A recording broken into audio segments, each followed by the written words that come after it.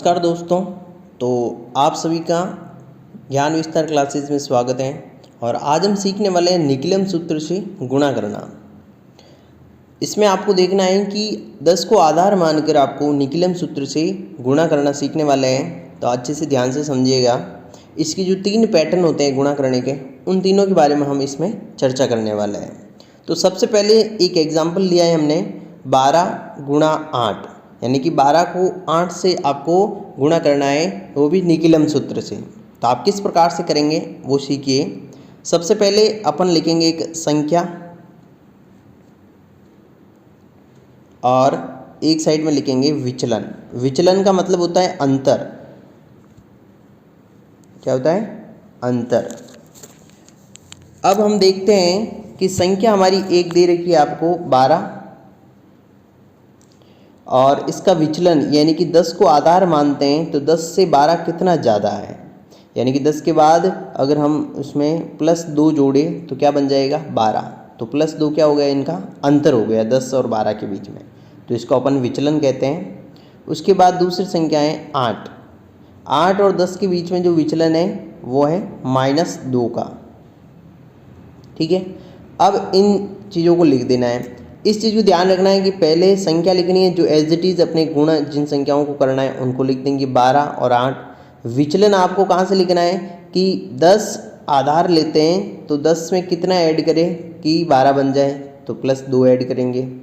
और 8 में से कितना घटाए कि 10 हो जाए आधार, तो -2 इसमें से 10 में से घटाते हैं, तब क्या आ जाता है? 8 बन जाता है। तो इन चीज़ों को ध्यान रखें। ठीक है। अब अपन देखते हैं कि जो आपने 12 लिया है, इसका तिरछा क्रॉस जो संख्या दे रखी है आपको विचलन की -2, वो घटा देंगे 12 में से, तो आपका आ जाएगा 10। उसके बाद बीच में स्लैश लगा देना है।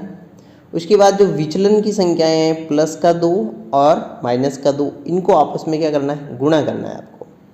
तो प्लस और -2 हैं, इन दोनों को आपस में गुणा करते हैं तो 2 दूनी 4 हो जाएगा। और जो कि 4 कौन सी संख्या होगी? माइनस की होगी, क्योंकि एक तरफ +2 है और एक तरफ -2 दे रखा है आपको। तो ये अपना आंसर आ जाएगा 4। अब आपको क्या करना है? अब आप देखेंगे कि एक सेकेंड, थोड़ा सा छोटा कर लेते हैं इसको। अब हम यहाँ पर देखते हैं कि एक तरफ 10 आया है, स्लैश के बाद -4 आया है। तो अब आप क्या करेंगे कि जो स्लैश के बाद हमेशा संख्या होती है वो ना ही तो माइनस में आ सकती है और ना ही 2 अंक साथ में आ सकते हैं। 2 अंक आएंगे तो अपन इसको स्लैश के इधर वाली संख्या को हासिल दे देंगे, और अगर माइनस में आ रहा है तो इससे उधार लेके इसको प्लस में चेंज करेंगे। तो कैसे करेंगे समझिएगा।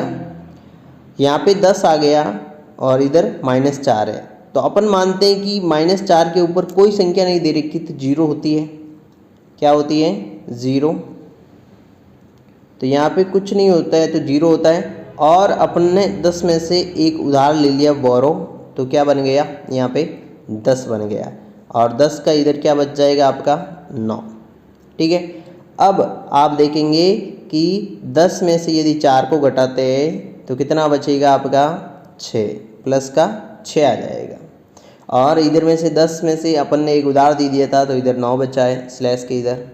अब आप नॉर्मली जो बीच में स्लैश है उसको हटा देंगे और 9 और उसके पास में 6 लिख देंगे, यानी 6 लिख दिया। तो आपका आंसर आ जाएगा 96, 96।